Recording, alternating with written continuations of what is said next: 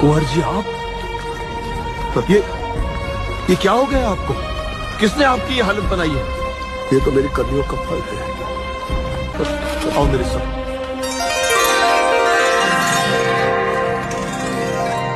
बेटा, ये खाटू का वो स्थान है जहां श्याम बाबा का शीश प्रकट हुआ था।